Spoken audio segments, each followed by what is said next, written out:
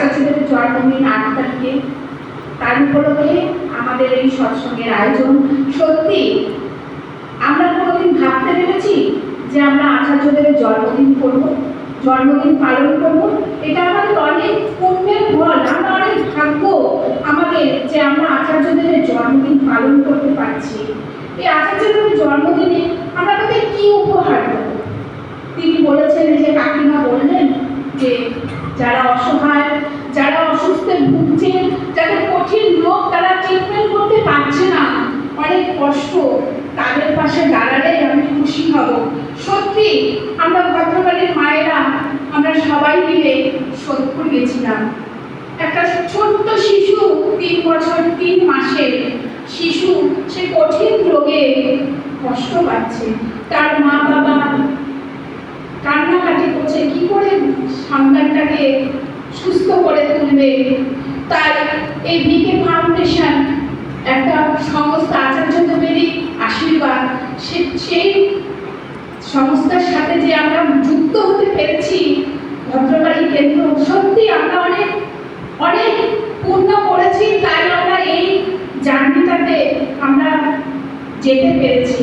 গিয়ে দেখলাম সত্যি বাবা মা কত কষ্ট যার ঘরে হয় সেই বোঝে, মা অসহায় কাঁদছে, সত্যি দেখে আমাদের সবার কান্না পেয়ে গেছে।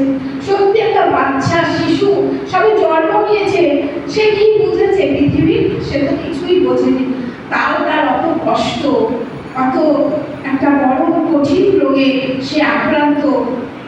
তাই আমরা ঠাকুরের আশীর্বাদ নিয়ে তার কাছে আমরা পৌঁছে গেছিলাম। তাকে আমরা চিনি না, জানি না, কিন্তু ঠাকুরের এত দয়া, এত আমরা যে পেয়েছি, সেই ঠাকুরের আশীর্বাদ আমরা তার কাছে, সেই বাচ্চাটার কাছে আমরা পৌঁছে দিয়েছি এই বিকে ফাউন্ডেশনের মাধ্যমে। সত্যি এই ফাউন্ডেশনের মাধ্যমে আমরা যে তার কাছে যেতে পেরেছি, এর জন্য আমরা সকলেই ধন্য। আমরা এইভাবে যেন সবার পাশে দাঁড়াতে পারি, তা আচার্যদের সেটাই চেয়েছেন তার জন্মদিনের উপহার।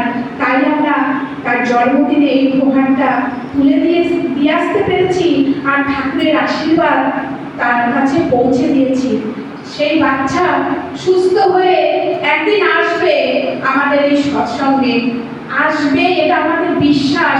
এই বিশ্বাস যদি থাকে তবেই আমরা পথ চলতে পারবো।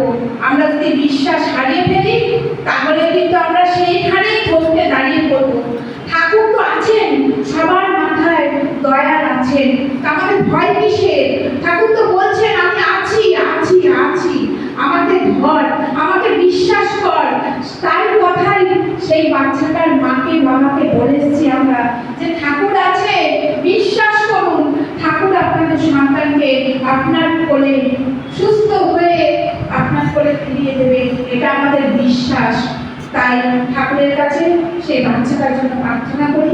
আপনারা সকলেই একটু পরে দেখতে পাবেন সেই বাচ্চাটাকে, বাচ্চাটার মা বাবাকে, কেমন কষ্ট আপনারা দেখতে পাবেন, তখন বুঝতে পারবেন আমাদের এই জার্নিটা কি ছিল।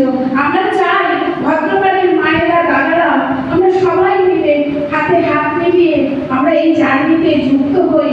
আমরা তো কত কিছু খেয়ে নিই, পুরী বেরোলেই 20 টাকার ফুচকা, 50 টাকার এগরোল, মোগলাই, মিষ্টি খেয়ে নিই। একদিন খাবো না, কি আছে? একদিন না খেয়ে সেইটুকু অর্থ যদি আমরা তার হাতে তুলে দিতে পারি, একটা জায়গায় জমা করে, ভদ্রকালীর কেন্দ্রের হাতে তুলে দিয়ে আমরা যদি জমা করে একটু একটু করে যদি আমরা দিতে পারি, তাহলে অনেকটাই আমরা তাদেরকে সাহায্য করতে পারবো। তাই আপনারা আসুন, আমরা সবাই মিলে একটু একটু করে, যার যেমন সামর্থ্য, সেই সামর্থ্য অনুযায়ী এই ভদ্রকালী কেন্দ্রের হাতে এখানে ঠাকুরের কাছে দিয়ে যাবেন। আমরা সবাই মিলে সেটা আমরা তাদের কাছে পৌঁছে দেবো, তাতে আচার্যদের খুশি হবে, আর ঠাকুর তো খুশি হবেনই। তাই আমরা এইভাবেই যেন চলতে পারি। সকলের মঙ্গল কামনা প্রার্থনা করি। জয় গুরু। জয় গুরু। আমি বিদ্যমান করবো